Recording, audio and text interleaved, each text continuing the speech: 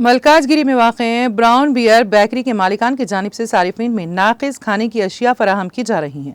मुताज़रीन का कहना है कि बर्गर में सड़े हुए किचन को गर्म करके सारिफिन में तकसीम किया जा रहा है। मुतासरा ने बताया है कि उसने मलकाजगिरी पुलिस में शिकायत दर्ज कराई है। आमतौर पर बच्चे और नौजवान बेकरियों में ज़्यादा खाने की चीज़ें खरीद कर खाते हैं, लेकिन पैसे के लिए कुछ रेस्टोरेंट और बेकरियाँ सारिफिन को नाक़िस क्वालिटी की ख़राब खाने की अशिया फ़रोख्त कर रही हैं।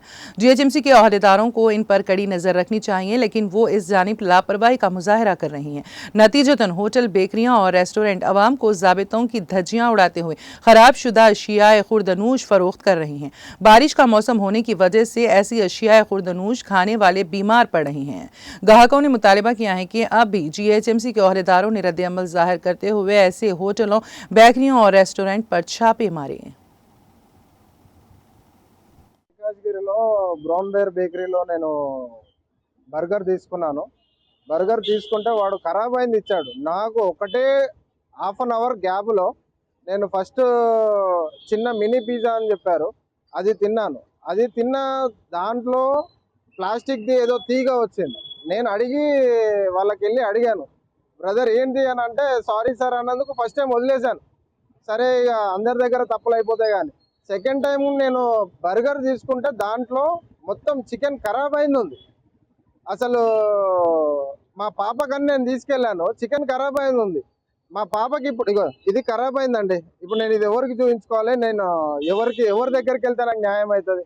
సరే పాప తిన్నది అనుకోండి, ఫుడ్ పాయిజన్ అయితే ఎవరు రెస్పాన్సిబిలిటీ? నేను ఎవరి దగ్గరికి వెళ్ళాలి? అసలు అధికారులు ఏమో టీవీ ఓపెన్ చేయగానే అధికారులు అది మొత్తం లైక్ అది చేస్తున్నాము ఇది చేస్తున్నాము అని చెప్పి వాళ్ళకే ఉంటది.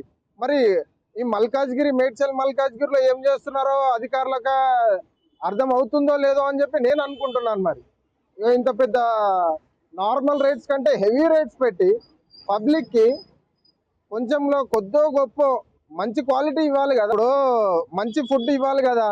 మంచి ఫుడ్ ఇవ్వండి, డబ్బులు మాత్రం కరెక్టే తీసుకుంటారు. ఇప్పుడు చికెన్లో నాకు ఇది తీసుకున్నానండి, నేను మొత్తం చికెన్ ఖరాబ్ అయిపోయింది. ఎవరు దీనికి బాధ్యులు? ఫుడ్ ఇన్స్పెక్షన్ అయితే ఎవరు బాధ్యులు? నేను ఎవరి దగ్గరికి వెళ్ళాలి? 1,00,000 2 లక్షల హాస్పిటల్లో పెట్టుకోవచ్చు, వస్తాయి, మళ్ళా ప్రాణాలు పోతే వస్తాయా?